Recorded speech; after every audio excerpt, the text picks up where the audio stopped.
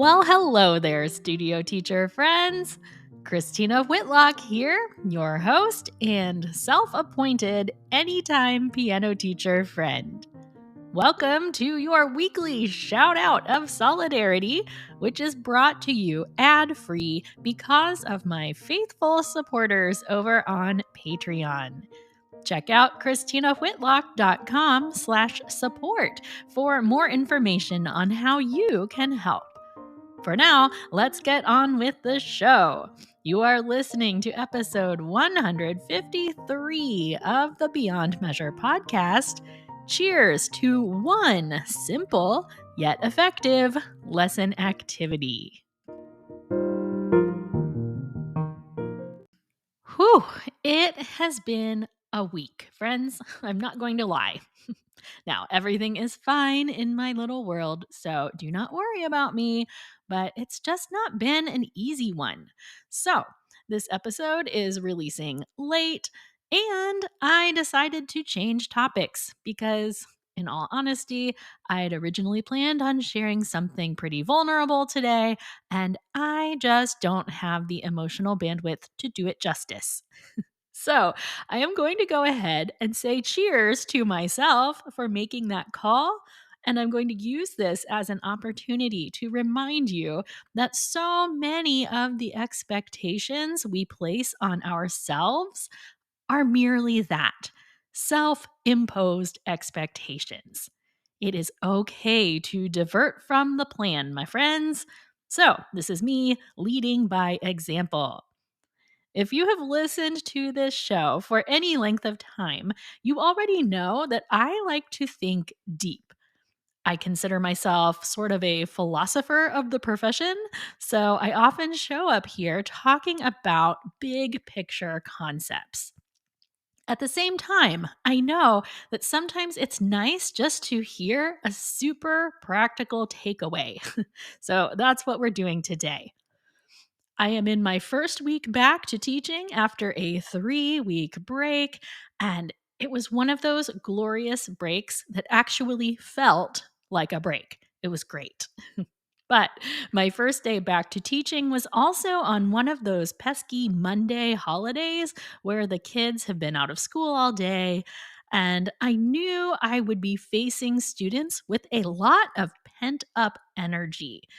And I was proven right. So, if you are not aware, I mostly teach private lessons, but I also added 4 digital pianos to my studio last year and now offer a handful of group classes in the evenings as well. My group classes involve some collaborative group playing time, but the bulk of the hour is spent working independently on individual assignments. Now, I know I owe you guys a full update on my group class experience, and it will happen one of these days. But last night, I had a particularly lively group of 4 middle schoolers here, and they were definitely more interested in catching up with one another and making each other laugh than playing the piano. Now, this is something that comes with the territory of group piano, for the record. You have to make peace with some extra chatter. But I needed to rally them all back to their piano brains. So here is what I did. I grabbed 7 different pieces of sheet music, all on level for their group, and each one a different style and character. Now, some of these pieces I had already planned to assign to students in that group, and others I had just put in a reject pile when I was going through music. Well, I handed each one of my students an index card and I told them to number it 1 through 7. I proceeded to play snippets of each piece for them, and I told them to write one of 3 things on their cards. They could rate each piece as yes, no, or meh.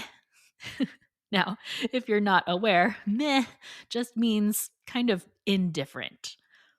I told them that they were listening for pieces that they would enjoy playing, not to factor in what was difficult or easy, just what they would like to play. I explained writing yes did not mean they were automatically going to be assigned that piece, but we were just experimenting. Honestly, this started out as a way just to get them to calm down a little bit and use their listening ears. But it ended up being so much more than that. I think we all know at this point how important it is to get student feedback on the pieces that they are playing, especially contest pieces and recital repertoire and things we plan on them having around for an extended period of time. But I know that I am guilty of doing too much talking around these things and not enough playing. Yep, it all goes back to talking less and playing more.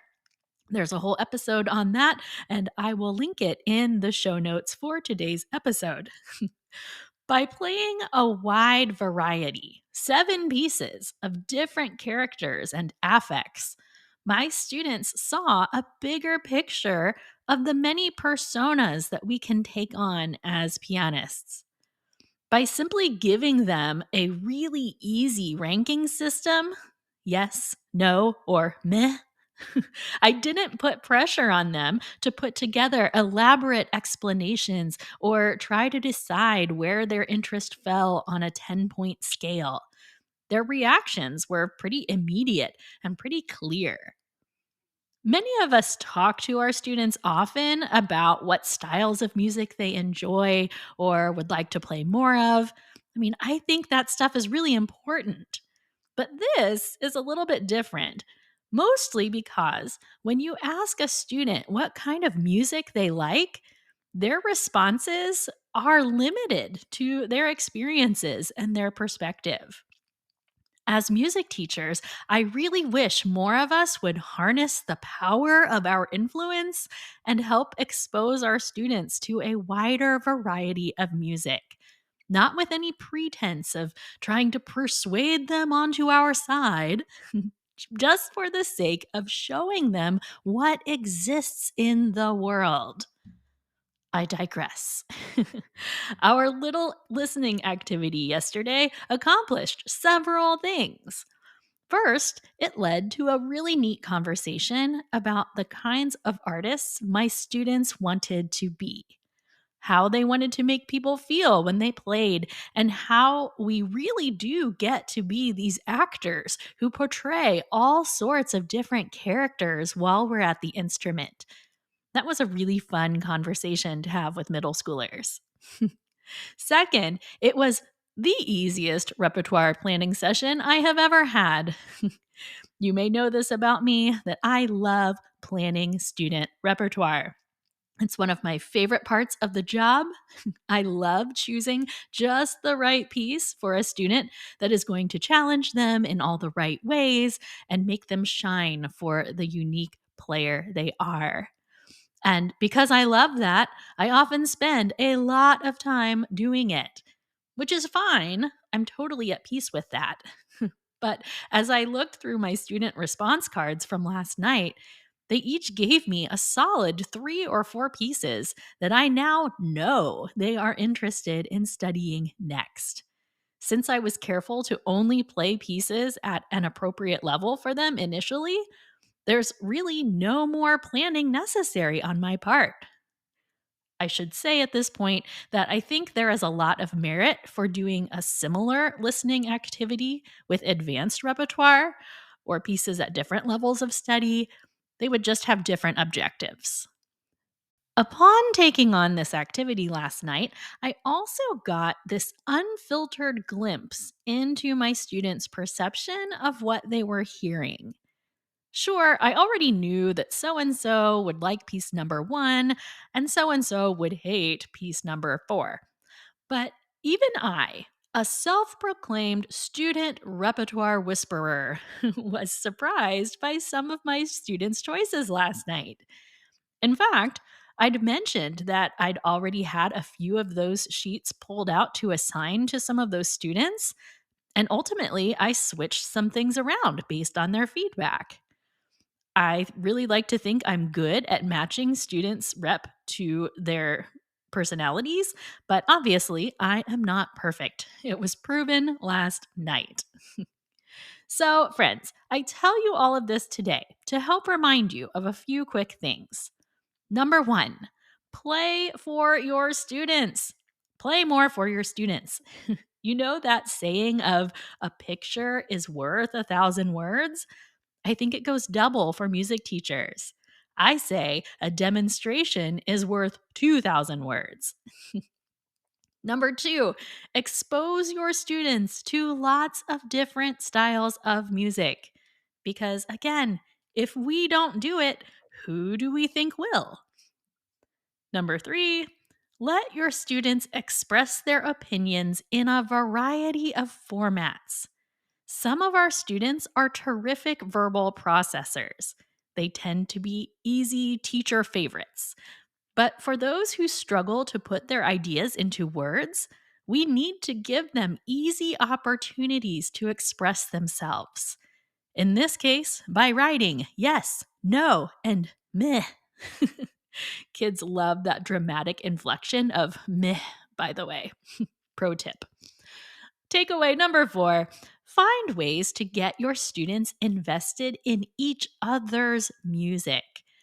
If you only teach private lessons, which I did for a very long time, there are still ways to accomplish this by having students listen to one another for a minute or two as their lessons overlap, or by specifically scheduling some buddy lessons or supplemental group classes. Whatever the case, there is something magical that happens when students feel like in the know of what another student is playing. It's been one of my favorite parts of group teaching by far. Okay, friends, that will pretty much do it for today. But you know how this goes. Please allow me to send you off today with a toast.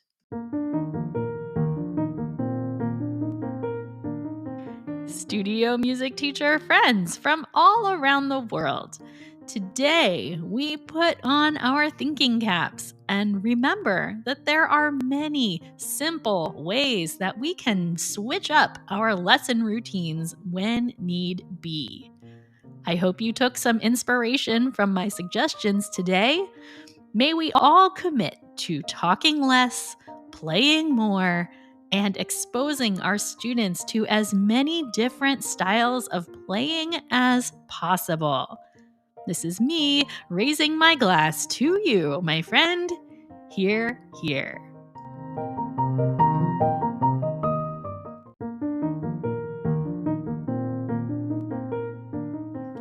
Thanks for joining me on episode 153, friends. You know, while I put this episode together, I kept wondering if it was too simple and too obvious. But I have learned that we all benefit from hearing what works and what doesn't work for our fellow teachers.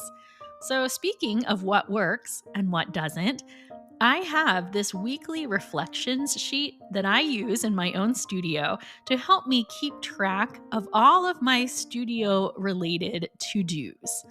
You know, things like books I need to order and activities I want to plan. It also includes sections of what went well and what didn't that week. I personally loved being able to keep track of those things so that I have something to look back on in the future. And if you are interested in checking out that sheet, you can find it. It's free and it's downloadable to your device, and it's available at christinawhitlock.com/free, where you will find a listing of all of my free offerings. And all you have to do is look for the weekly reflections printable. Thank you, as always, for listening and sharing this show with your teacher friends. Knowing that you are out there lending me your ears each week in the midst of your really busy schedules is an honor that I do not take lightly. So thank you for being here. And I will leave you with onward and upward, my dear teacher friends. I will see you next week.